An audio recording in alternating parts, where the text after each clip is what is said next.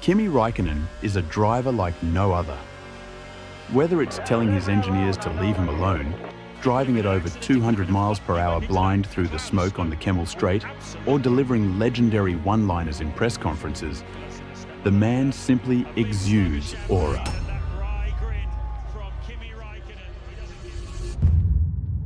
Racing karts from the age of 10, Räikkönen won multiple national titles in Finland before climbing the motorsport ladder at a pace rarely seen. In 2000, he dominated the British Formula Renault Championship with Manor.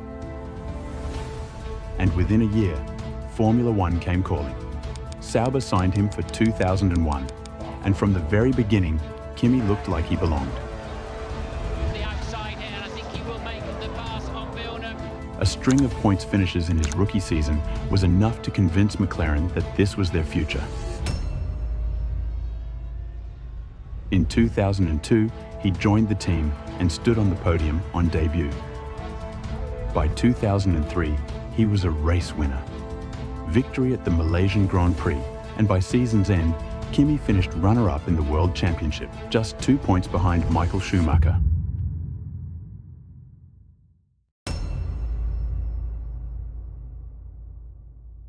Then came 2004.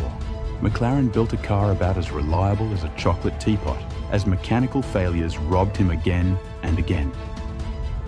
Despite blistering speed, Kimi only managed a single victory, a masterclass at Spa. But in 2005, everything clicked. 7 wins, relentless pace, ice-cold execution. Räikkönen was ruthless, pushing Fernando Alonso all the way to the final races. He finished second once more, but by now, there was no debate. Kimi Räikkönen was one of the fastest drivers Formula One had ever seen.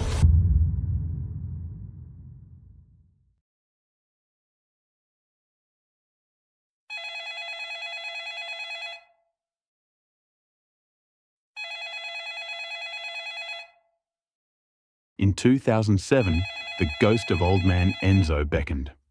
Ferrari called.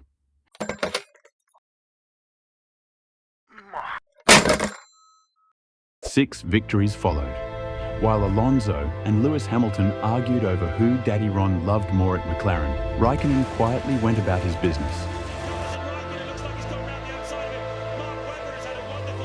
And in one of the closest championship finishes in history,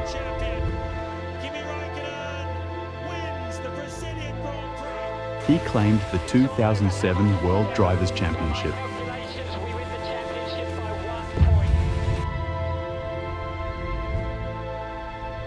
It would be his only title.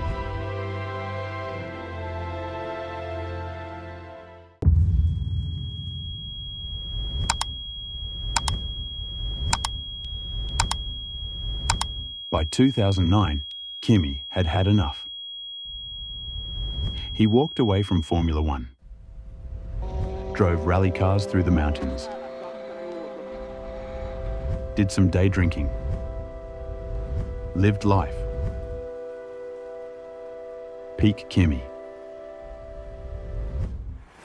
He returned in 2012 with Lotus for the love of racing, immediately reminding everyone what they'd missed. Victory in Abu Dhabi in 2012. Victory again in Australia in 2013.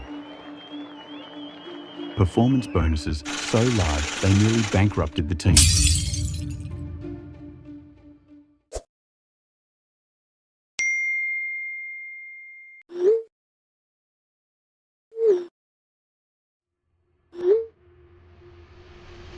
Ferrari came calling once more in 2014.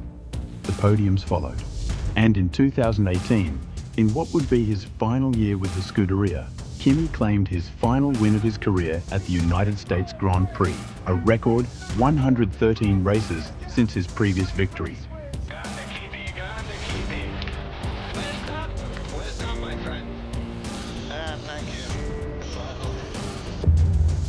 He raced on with Alfa Romeo until 2021, the very team he had begun his career with 20 years prior in all but name, retiring at the age of 42. Despite all his talent, success, and longevity, Räikkönen is remembered just as much for who he was off the track. No PR, no filters, no interest in playing the game. In a new era of media training and brand preservation, Kimi Räikkönen was real. Could he have been a multiple-time world champion? Absolutely. And the streets will never forget. Cheers, Kimi.